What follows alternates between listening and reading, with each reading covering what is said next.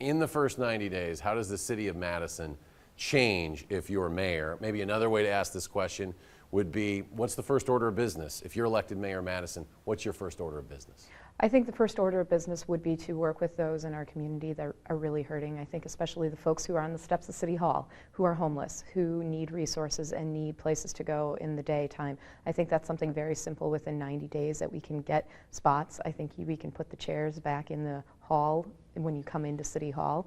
I think that other ideas that we can do right off the bat is looking at summer youth employment and really making sure that our kids have a place to go this summer. What do Madison voters, they got to know you a little bit when you were alder in Madison, but what do Madison voters not know about Bridget that maybe you'd like them to know? I think that I would like them to know just kind of a little bit of who I am, that I'm fun-loving. I like to work hard, but I'm an avid sailor. I get out on the lake a lot. I try to get out, go running, go bicycling. You'll see me out at a lot of local concerts and shows, so I'm out and about in the community, just having fun, being 31. Somebody who really takes in all the things Madison has to offer.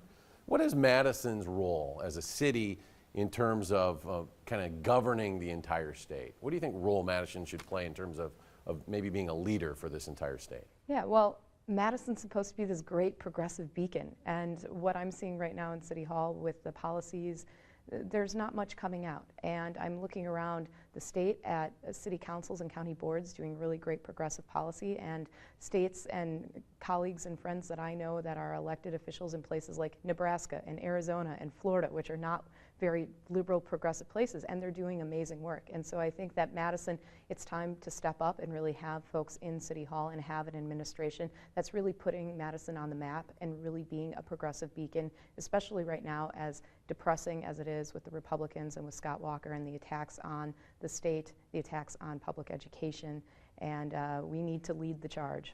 Really big picture question is our next one, and it's, what do you kind of look back on as the greatest day in your life? And you can pick a political day, you can pick a personal day, whatever you want. What was the greatest day in Bridget Maniaci's life? Oh, that's a good question. There's two.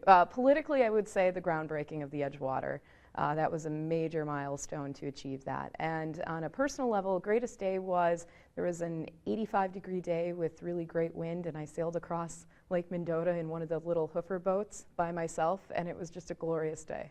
Yeah, I would love to have an 85-degree day right now on Lake Mendota. Now, what is the one sentence that defines your goal to become the mayor of Madison? What really drives you, if you can kind of sum it up succinctly? My goal for running for mayor is to build the city for that next 30-year resident, and to also build the future of the city in the next 5 and 10 years for our residents that are here, that are getting older, and trying to really build a dynamic city that works for everyone, regardless of your income, regardless of your race, that you can survive and thrive and be a great, successful citizen here in the city.